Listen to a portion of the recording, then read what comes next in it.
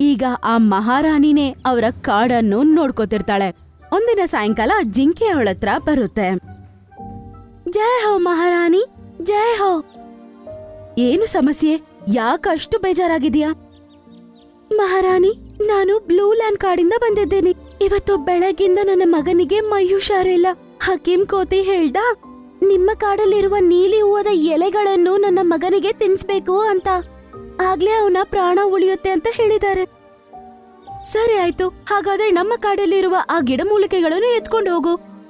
ಆದ್ರೆ ಮಹಾರಾಣಿ, ಅದು ಕಪ್ಪು ಬೆಟ್ಟದ ಮೇಲೆ ಇದೆ. ಆದ್ರೆ ನನಗೆ ನಿಮ್ಮ ಕಾಡಿನ ಬಗ್ಗೆ ಏನೂ ಗೊತ್ತಿಲ್ಲ. ನೀವು ನಿಮ್ಮ ಕಾಡಲ್ಲಿರುವ ಜಂತುಗಳಿಗೆ ಆಜ್ಞೆ ಕೊಟ್ರೆ ಅವರು ನನ್ ಜೊತೆ ಬಂದು ನನಗೋಸ್ಕರ ಗಿಡಮೂಲಿಕೆಗಳನ್ನ ಹುಡುಕಿ ಕೊಡ್ತಾರೆ. ನಂಗೆ ಸುಲಭ ಆಗತ್ತೆ. ನಿನ್ನ ಒಂದು ಮಗುವನ್ನು ಕಾಪಾಡೋದಕ್ಕೆ ನನ್ನ ಕಾಡಲ್ಲಿರುವ ಜಂತುಗಳನ್ನ ನಿನ್ ಜೊತೆ ಕಳಿಸ್ಬೇಕಂದ್ರೆ ಅದು ಸಾಧ್ಯನೇ ಇಲ್ಲ. ಅರ್ಥ ಆಯ್ತಾ? ನಿಮ್ಮ ಕಾಡಿನ ಜಂತುಗಳು ಇಲ್ಲಿರೋದು ಅಷ್ಟು ಮುಖ್ಯನಾ? ನನ್ನ ಮಗುವಿನ ಪ್ರಾಣ ಮುಖ್ಯನೇ ಇಲ್ವಾ? ಹಾ, ಖಂಡಿತ. ನೀನು ಆ ಬೆಟ್ಟಕ್ಕೆ ಹೋಗ್ಬಹುದಂತ ಅನುಮತಿ ಕೊಟ್ಟಿದ್ದೆ ನಿನಗೆ ದೊಡ್ಡ ವಿಷಯ. ಅರ್ಥ ಆಯ್ತಾ?